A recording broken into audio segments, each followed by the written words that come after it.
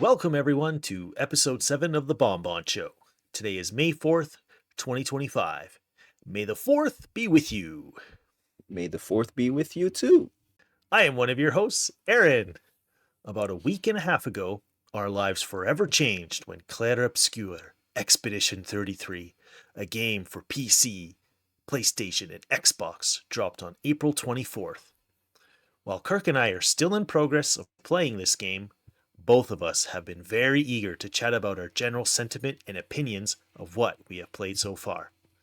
There could be minor spoilers in our chat today, so be warned, but we'll be sure to avoid any major story and gameplay spoilers of things not shown in any official descriptions or trailers. Nice. Yo, Aaron, and welcome in listeners to episode 7 of The Bonbon Show. Yeah, we really are excited to talk about Clair Obscur Expedition 33 in today's podcast, as it is definitely Game of the Year material and such a fresh and exciting new IP that is being universally praised. Oh yeah, Game of the Year material for sure. If it's not in the running, I'm going to be so sad. Yes, it gets all my votes, if my votes matter, that is. Oh, your votes matter the most, trust me. Nice. So as we get started here, Kirk, what's the just for everyone else in the audience who might not be aware of this particular gem of a game, Mhm. what's the general premise of Expedition 33? All right, nice. Okay, so in Clair Obscur Expedition 33, you lead members of the 30, not the 33rd, but like Expedition 33 on their quest to destroy the Paintress, who is this I don't know, evil in air quotes person that wakes up once a year, paints a descending number on a rock, and everyone of that age or older just disappears into petals. It's really amazing to explore the world full of wonders inspired by Belle Epoque, France, and battle unique enemies in this turn-based RPG with like real time mechanics. Yes, sir. Mm. It's a good little rundown there. Yes, so what drew your attention, Aaron, to this game prior to launch? I remember seeing the reveal trailer. I think it might have been, was it a state of play for PlayStation or was it an Xbox one? I can't remember exactly like which developer conference or what the scenario was, but I remember watching and I saw that reveal trailer, brand new IP, so no one watching had any history of like, this franchise before because it was a net new one. So it came out of nowhere. No one was expecting anything like this, and why would you? Yeah. But immediately for me, it was the music, just that the singer and her voice, and you see the Eiffel Tower, and it's kind of bent Mm-hmm. in shape, and things are kind of floating, and the scenery is just so like mystical, and you're already immediately wondering what's going on. Um, just really turned me on, especially like the French look. I've always kind of had an affinity to some of that European um, environments. And Ooh. so that really just got to me as well. And then in the middle of the trailer, so the first part of the trailer is just kind of introducing the story and the expedition and exactly what Kirk had just described about the general premise of the game with the paintress painting the numbers. And about halfway through the trailer flips into gameplay footage where you start seeing the battles, and immediately you're like, "Hey, this is a turn-based game." And it wasn't something Yes. I was expecting. It was like, "Oh, this will probably be an action game," just based on the initial vibe that you were getting from the trailer. A lot of games have kind of pivoted to more action type combat because that seems to be like what people like, or what sells the best. So seeing it turn based was like not a turn off at all. It was like a turn on, I guess, because it was not expected. And I love turn based games more so now that as I've been getting older, I appreciate those style of games even more and more. And you saw some of the active mechanics with parrying and dodging and even shooting. And so I was immediately hooked by everything presented in that trailer. So it went on my white list or wish list, I should say. and I fell in love with it just right away. It was like a love at first sight sort of thing. Anything for you, Kirk, that drew your attention to the game prior to, Uh, I guess, at seeing it for the first time? yeah, I also don't remember if it was the PlayStation or Xbox or both kind of gaming conference type YouTube live feed things that were shown, but like I Hmm. remember feeling the same way, like this world is like nothing I've seen before.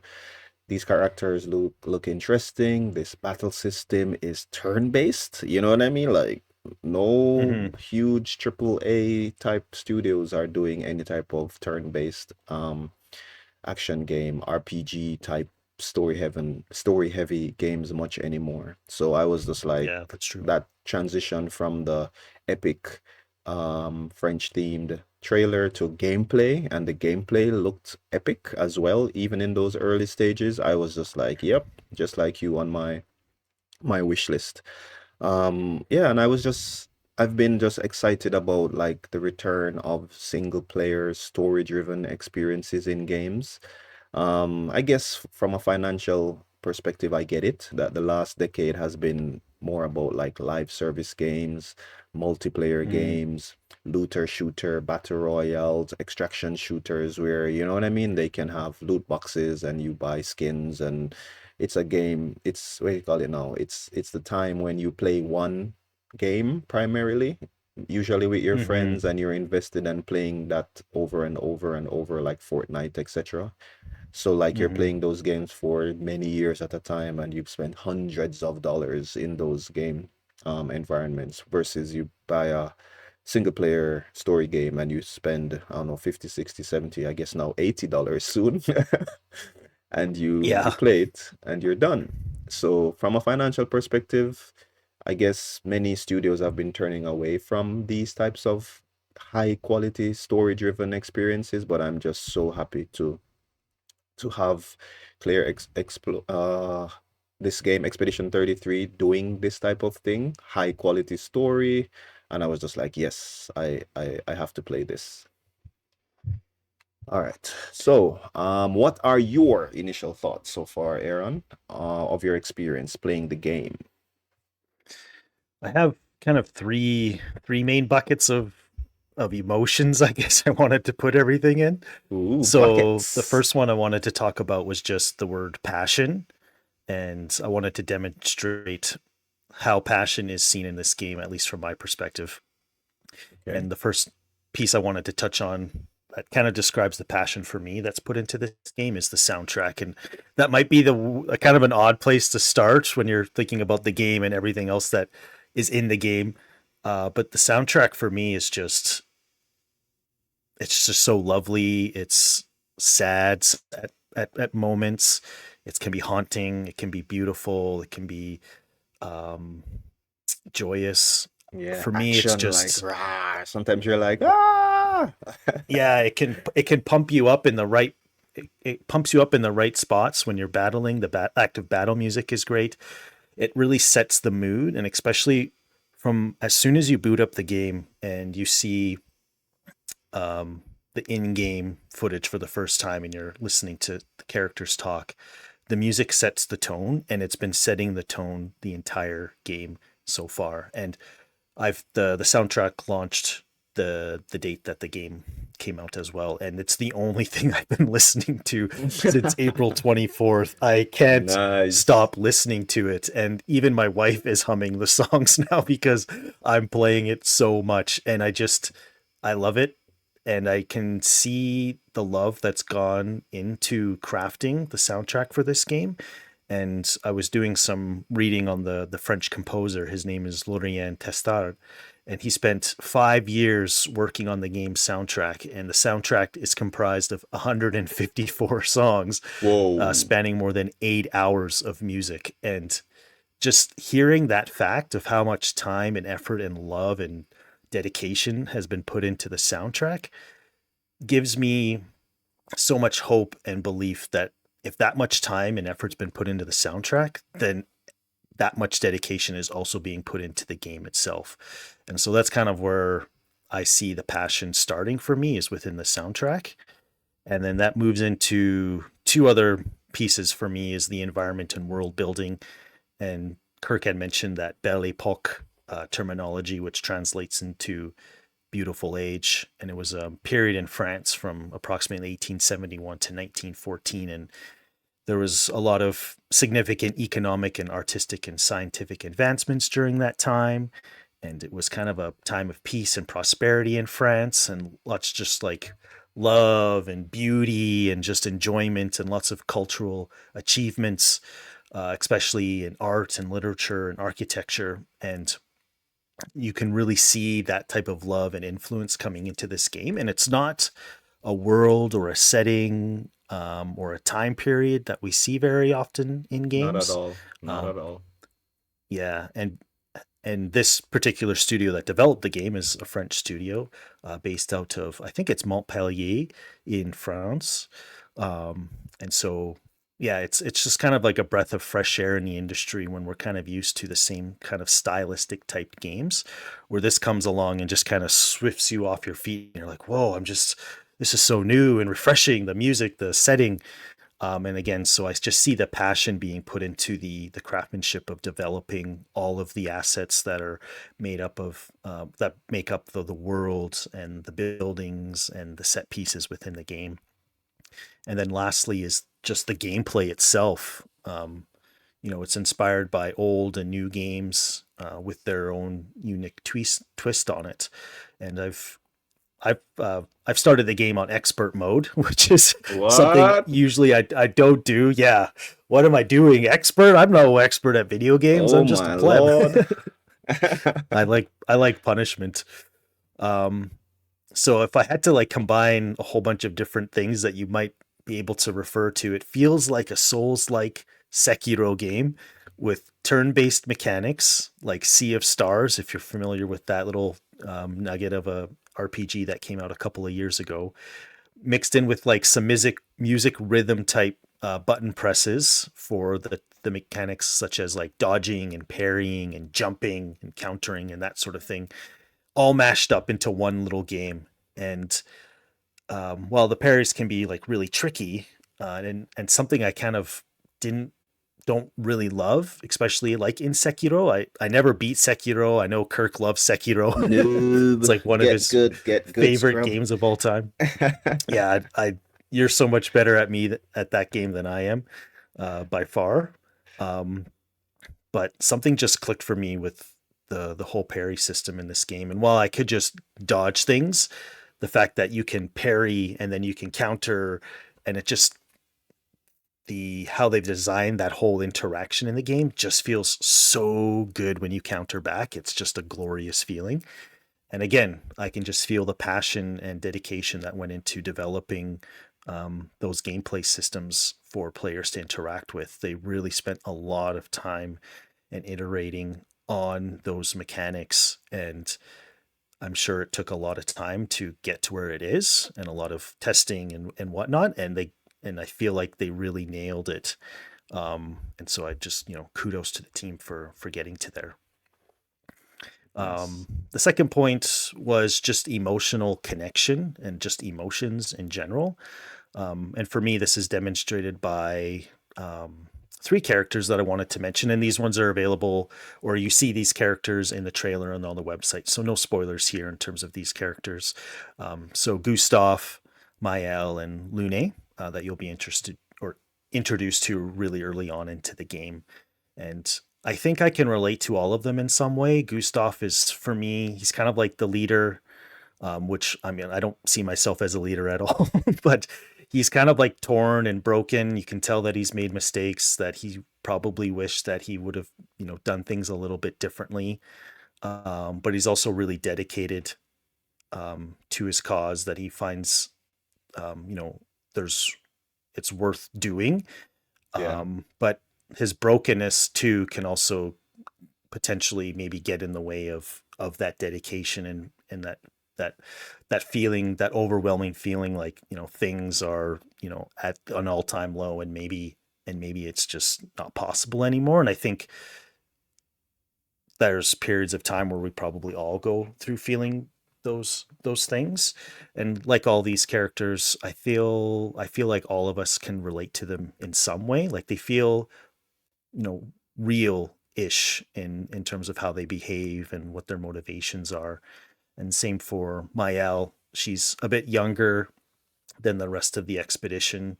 She feels, or she's always felt misunderstood based on my understanding and how she kind of comes across. She's never felt like she's fit in. Um, and again, something that we probably all really feel in our daily lives at some point is, you know, we feel awkward. We feel like, you know, people don't get us when we say how we feel, and we just want to like escape and run away. And that's kind of what she's doing by going onto the expedition Yeah, but she's earlier the on. best. We all love She's the Miles. best. She is the tank. She's definitely my favorite character in the game. I like playing her the most, Yes, yes, Miles is without a doubt. amazing. And I find her to be like an explorer. She's really open and keen to like learning new things, and does so like really quickly. And I really like that about her as well. And then the last character, Lune, that I wanted to mention, I find her to be very, very determined. And part of that determinedness comes from her ability to like really follow the rules. And being on the expedition, they have like a set of rules that, you know, if when one falls, we continue. Like you don't, if someone dies, we just have to push forward. You don't stop, you keep going. And there's a whole bunch of other rules that the expedition will follow, and she follows them to a T. And I Yep. think it could be sometimes to the detriment of maybe not doing the right thing, or maybe the best thing for someone else, but doing it because, you know, that's what we need to do to get the job done, or to keep, you know, on the job. And so I really appreciate that of her, because I see a lot of that in myself too. And sometimes, yeah, it can be a really good thing. Um, but at times it can be a really tough thing, and a tough thing to get over when you're someone who really likes to follow things to a T, and it's like it needs to be this way. And when someone kind of goes against you and wants you to do something else, you know, it creates a disruptancy in your life or in that situation, and it can create you know, friction. And Hmm. so again, that's all things that I've seen in my life, and all of those characters kind of showcase that in one way or another. So I appreciate that emotional connection to these characters, someone you can relate with, and it's just drives the how immersive that story can be for you. And then that kind of just leads into the story in general. Um, I think, and I won't go into it too much. I don't want to really say anything other than I haven't.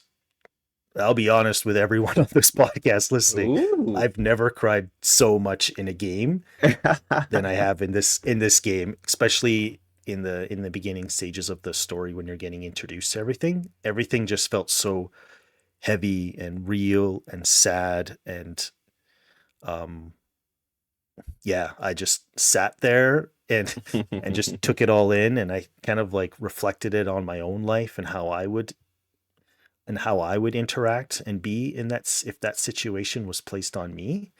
And I think that made me just feel so sad, and just made everything hit home a little bit harder when I I was just trying got to relate really it to my. angry. I just wanted to, I just want to fight that Paintress chick. I was like, where's Yeah, she at?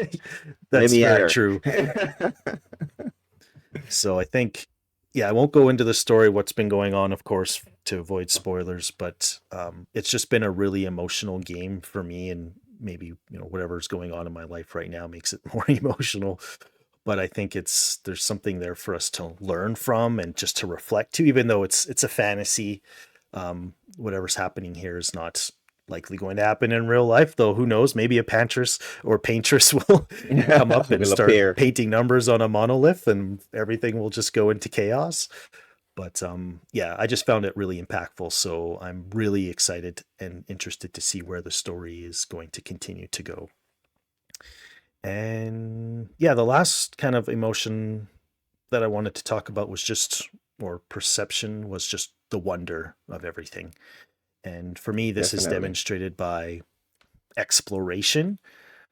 So allowing player freedom, and, you know, finding secrets. There's secrets to uncover, And what I really like too, and I compare this back to like even Final Fantasy VII Rebirth, and I really struggled to play that game. And there was a lot of NPC like type fetch quests and whatnot in that Mm-hmm. game, and I haven't run into anything like that in this game. And it's Oh, not so linear that people sometimes don't like linear style turn-based games. There is an open world and you can explore. But I feel like the developers and those building the game kind of respect the player's time by not incorporating those types of I don't want to be harsh and say meaningless quests, but sometimes they just feel like meaningless quest, ladies and fl- gentlemen. You heard it here first. yeah. Sometimes they just feel like fluff just to keep you in the game longer that don't really provide much of a meaningful payoff in the end other than like here's a random item that you probably don't need to use anymore or Yep. whatever it might be. Padding, And fluff. so yeah, I respect the developers to kind of respect the player's time a bit because the story is supposed to be about 30 hours. And I think there's about another 30 hours of end game content, which is optional, with probably, I'm assuming, like extra bosses to go and fight and maybe like dungeons or something to explore. Whereas some RPGs today, a regular gameplay time just for the story is like 100 hours plus. Yeah. And so I appreciate that the developers, and maybe they wanted to make a bigger game, or maybe they thought, this is a good time. This is enough time that we need to do to make a game. And we don't need to add things like fetch quests or meaningless quests that just keep our players engaged. If they just wanted to tell a story and however long it took them to tell that story is what they did. And so I Yeah. can really appreciate the exploration and the how they managed that whole piece for Yeah. the And player. if I may interject here, I really Mhm. like that Final Fantasy reference. Like I have been a long time Final Fantasy fan. You know what I mean? Final Fantasy 8 is actually my favorite Final Fantasy game of all time and stuff. And I get it. Sometimes people rate games on the amount of hours it takes to complete them, and some people are like, the more hours is the more bang for my buck. So what developers Mhm. have been doing is having these fluff padding type quests in these games that really, as you said, it's not useful, it's not adding to the story, it's just adding to the gameplay hours. But Expedition 33 has done a great job where every single quest, every single enemy, every single area you explore has some kind of useful item, some kind of purpose. You don't feel like I don't want to go into this dark cave because it's probably gonna be some potion that I'll never use. But like Yeah. yeah, every area of this game you want to look, you want to experience. You might die, but you know what I mean? Mhm. You went into that cave, you know what I mean? So it's a testament to good game design to want to have players want to explore your game without having to dangle some kind of item or thing above them Mm. to get them to go into these different areas. Yeah. Yeah, that's a really good point. I think they made the exploration just big enough. I feel like when you do go off the off beaten path, it's not, an hour or two of you exploring the side paths. They're little in, I guess, size where they only take like a couple of minutes, but you still feel like you got a sense of, oh, I found something that was off the main path and Hmm. I went and it took me 5 or 10 minutes. Maybe there was a boss, maybe it's just an item or something, but you don't feel like it took 2 hours and all you did was a side quest for your entire playtime for that day, Yeah. and then you didn't really get to progress the story. So I feel like they added those pieces, but they made them smaller in scope to allow you to keep progressing on the main story, but still get that sense of secrets and special Hmm. stuff that I can still interact with. So I feel like they found a nice balance there, which I really appreciate. Yeah. If I may interject again, like one of those Oh, of secrets course. that I really like getting, and I won't get into detail on what they are, but like the character costumes slash clothes that you can unlock Mm. as you do some of these side quests and find some of these secret bosses and stuff is so good and so worth it when you can dress your characters in different ways. And other people who have played the game or might even not have played the game, they can tell kind of like where you are in the story and what you've done by how you dress your characters.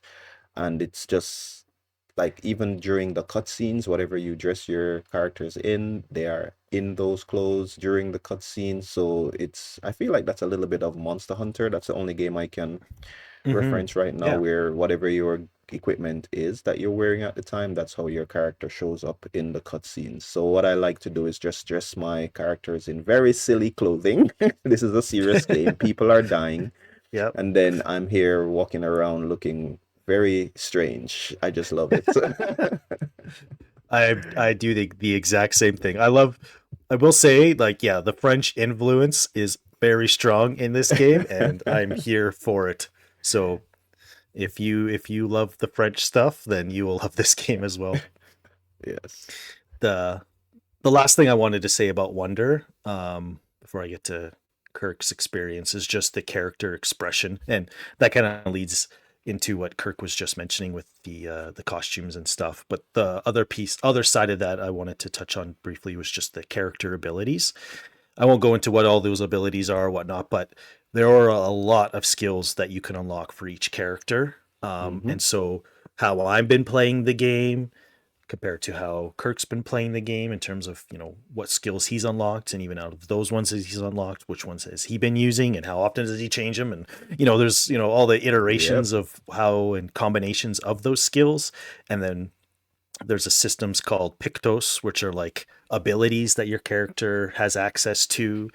And then there's another thing called Lumina. I won't get into all of that stuff, but just know that there are layers to um, kind of expand your character expression and make them who exactly you want them to. Not even just from a character, but how everyone synergizes together as a team.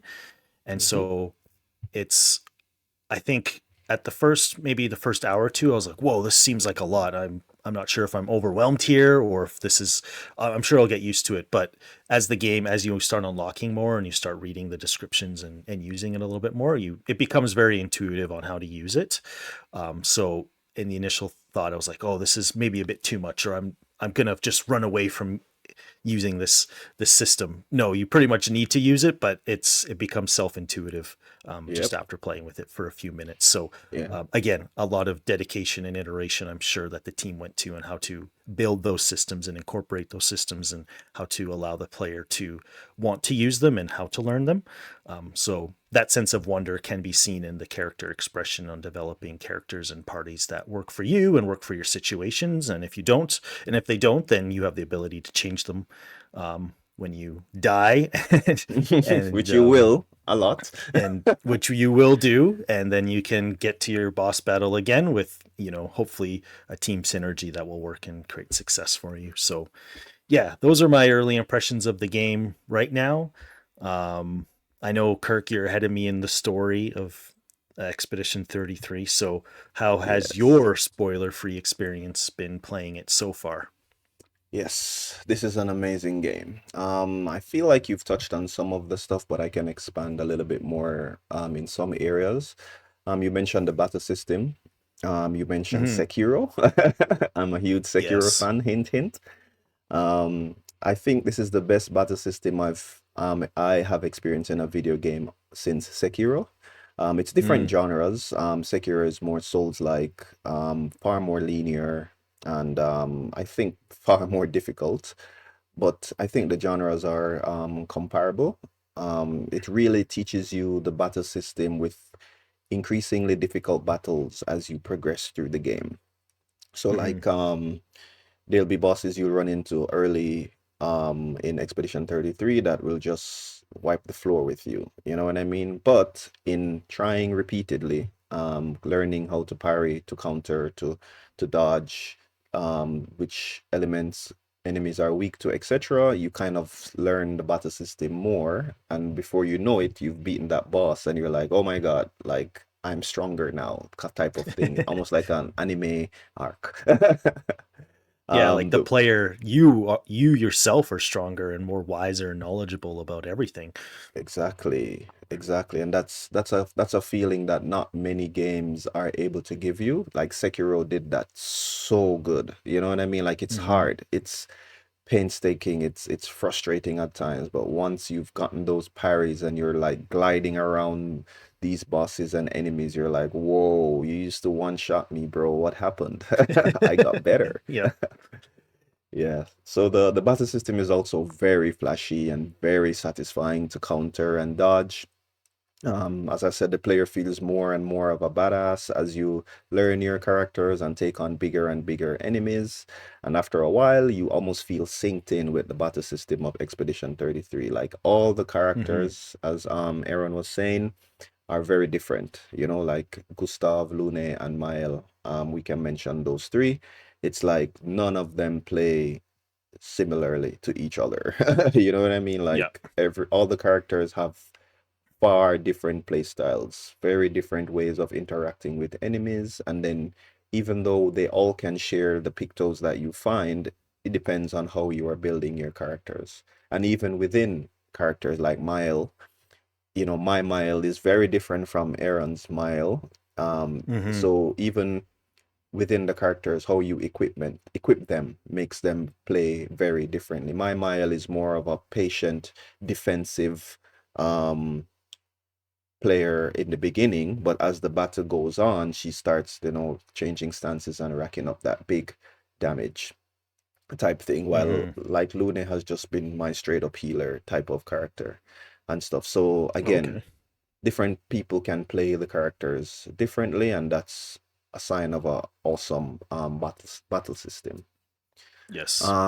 Next up again, the story. Oh my God, it's the writing, it's the pacing, Yeah.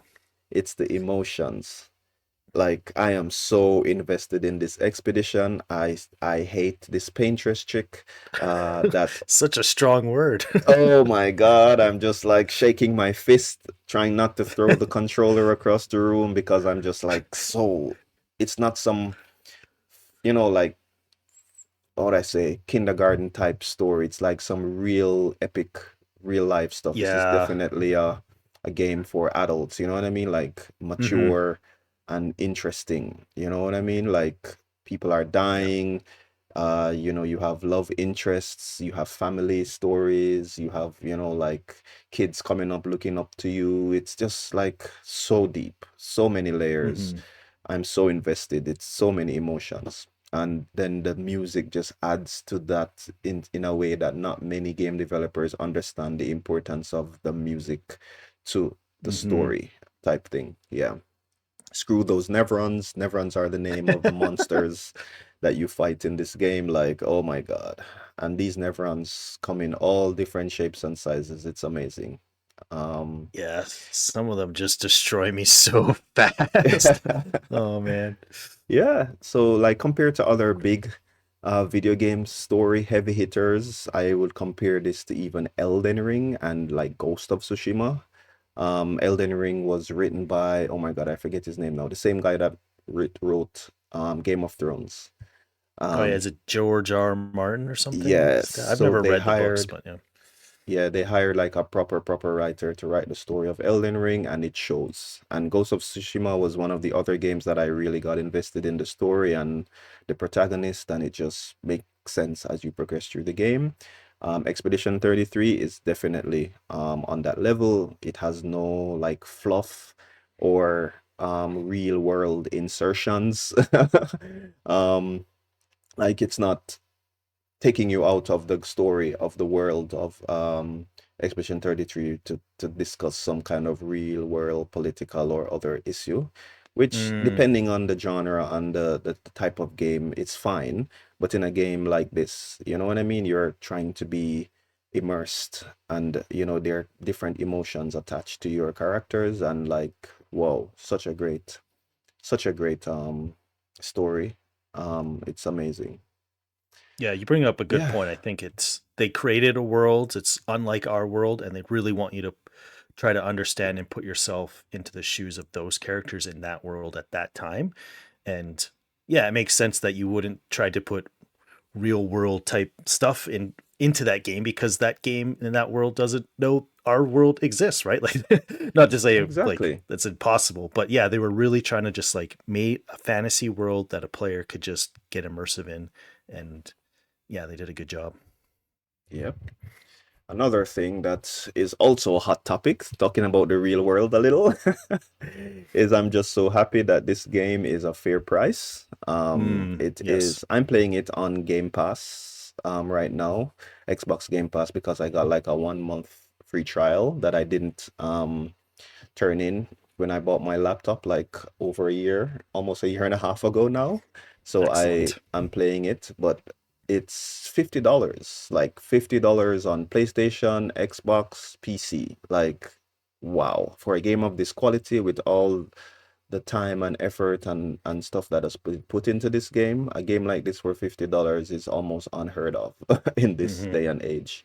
And it's a full, complete game with no day one locked content, DLC stuff. It's just like you pay $50 and you get an amazing, well crafted game. Yeah. It's yeah, if you really love the game and you want to buy other things, for example, if you want to get the collector's edition, it really has amazing, unique, high quality stuff, not some kind of plastic fluff, so to speak, or some digital stuff that you will never ever use, like stickers or avatars and stuff that you're paying extra 20, 30, $40 for. And as Aaron said, if you love the music, as we do, and Aaron loves it even more, you can buy the soundtrack. You know what I mean? And which I'm considering doing. I might search for some of the stuff on Spotify, which I already have found some stuff as well. But yeah, it's like you buy the game, but if you really love the world and love the story and want to be invested, you can buy additional stuff separately, optionally, if you want to. Yeah. Yeah. Do you mind if I just add a comment there? Sure. Yeah, with the I know the limited edition stuff, still the collector stuff was a little bit kind of hard to get because it was really limited to certain countries. Like here in Canada, we only had access to just the regular physical version, which I did get a copy of because I was like, this game seems really special enough to have a physical version of it, on disc, just in case something happens. And Yeah. yeah, it was just under $7, which again is really really consumer pro in terms of pricing, so I appreciate that. I know there was like a linear edition, which was available in like the US, some other European countries, which came with a really cool art book, which I love to get with this game. And Yes. I think the case was a steel book as well. Which would have been really cool. I actually tried to get that version, but it's just as impossible. And I know the really expensive edition actually had the monolith in it, and I believe it was a music box. I don't know which songs are on those songs the most playing. Now I'm being the soundtrack as I do, like it's so curious to what that might be like. Um, and then into the soundtrack, or just mentioned, Orange is available to buy on Bandcamp, just registered from. And I think it was a suit. I spent $60 Canadian, which just seemed like so cheap for $150 Wow. for Over someone who's 8 hours, right? 5 years. 8 hours of music. So $16. It was only like a digital upload on Bandcamp, but they come out with a physical version of it at some point. Might be really tempted to buy it. I'm interested to see what other types of merchandisables things that they come out with this game. Or they have like a really good like official art book. I might be tempted to pick that up. Yeah, I'm looking out for an art book as well. I feel like some of it is because it's such a small studio. This is their first game, and maybe they didn't even Yeah. anticipate it being such a huge hit. They Hmm. didn't, I guess, want to take the financial risk of creating so Yeah, many of these items and then the game flops and then, you know what I mean? Like there's an issue. that makes sense. So, I forgive them right now for the limited availability, but like I hope, like for example the art book or other merchandise can come out in the future now that it's so popular and it's sold so many, that Hmm. hopefully like that I can get or we can get like an art book of this game, because I really feel like this game is something special. And yeah, I want more stuff related to this game. Where was I? So yeah, so again, music, soundtrack, collector's edition, art books, all kind of different things you can get, even though it might be difficult now. I'm hoping that it comes more becomes available in the future. They also have like cosplay guides for the different characters, especially Mile, Lune, and Gustav. Um, yeah, I like the detail on these characters, again, the different costumes and stuff. If you are a cosplayer listening to this or interested in it at all, check out the cosplay guide on the website. Cosplay as Oh, that's cool. Mael, and I will I will be your friend for life. Wait, are you gonna cosplay as Mael? You never know. You never know. I'll see you at a con in the future as Mael. Sweet. Kirk confirmed to be Mael cosplay. Woohoo! Nice. I guess the last thing, before we wrap up, that we have to also bring up, or I wanted to mention, was that, to my knowledge, there are no major technical issues with this game, even though it launched on PC, on Xbox, and on PlayStation. So many modern games launch with broken, like they launch as a broken mess running like garbage and depend on like day one patches, and even months after the game has been released it still doesn't really run well. And Hmm. even some of my favorite games, I'm gonna call out Monster Hunter Wilds on PC. Like Aaron plays on PlayStation, so he's cool, but I had some issues with Monster Hunter Wilds on PC and other air quotes AAA games that launch just in terrible, terrible, terrible states. Monster Hunter Wilds has improved with patches, but like we're talking about Expedition 33, no problems, not one crash, not Mm, one glitch, not awesome. one issue on PC in the maybe 30 hours I've played so far. And in this day and age, that is an amazing experience, amazing accomplishment. It's also Yeah, quite that's a important. beautiful game. Yeah, it's such a beautiful game. The graphics are amazing, the lighting, the effects, the sound, everything just comes together so nicely without glitches. Like some of these environments and how the lighting, I guess Clair Obscur is like a French reference to how light interacts, like the darker and Yeah. lighter areas of paintings, if I remember correctly. Hmm. So this game is beautiful. One of the most graphically amazing video games I have ever played. You know what I mean? It doesn't have to be like photorealistic, real world type graphics, but just the lighting, the enemy design, the atmosphere, the environments. To have all of that without any glitches, any crashes, any issues in 2025 is quite an achievement. Yeah. Yeah, kudos to this team. Like even they were a pretty small team. They were team developed or came together from maybe different companies and other studios. And so, yeah, good for them to really take the time and deliver something that didn't require like a day one patch, right? Yep. You can just install it. You don't have to be connected to the internet to get the fixes. You just play. And that is such, it's crazy to say that's a rare thing nowadays in big Hmm. titles. So appreciate that the team was able to deliver a product to that degree for their very first launch game ever from the studio. Like that's yeah, just a massive applause to them. Yep. So yeah, we've been chatting in your ear for a while now, singing praises for Clair Obscur Expedition 33. Amazing game. If you are playing it, enjoy. If you haven't tried it yet and you're into RPGs or want to try a single player story driven game, please check it out. I also have been streaming it, if I may plug my Twitch stream here. Oh, A lot on Twitch at Jamai Plays. I know Aaron has been streaming as well. Have you? Right? yes. I have. Yeah, I've been I think I don't I just stream just for fun. But yeah, I've been streaming most of it. There's times where I don't cuz I only get to play for like an hour.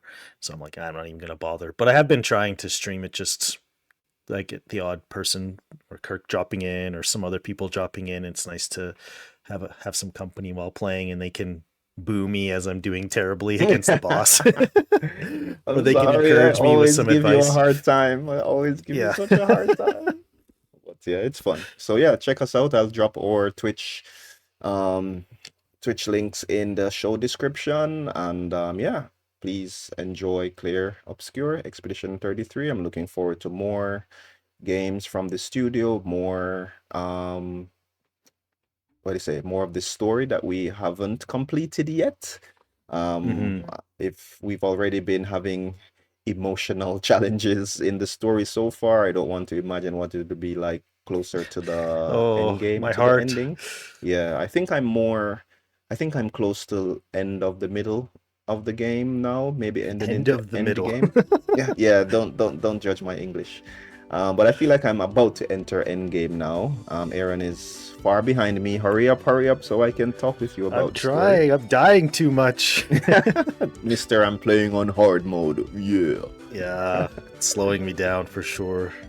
Yeah, but thank you guys for listening to episode 7 of The Bonbon Show. Thanks, everyone. Catch you Bye next time on the Bon Bon Show. bye Tomorrow bye. comes. Ha ha ha.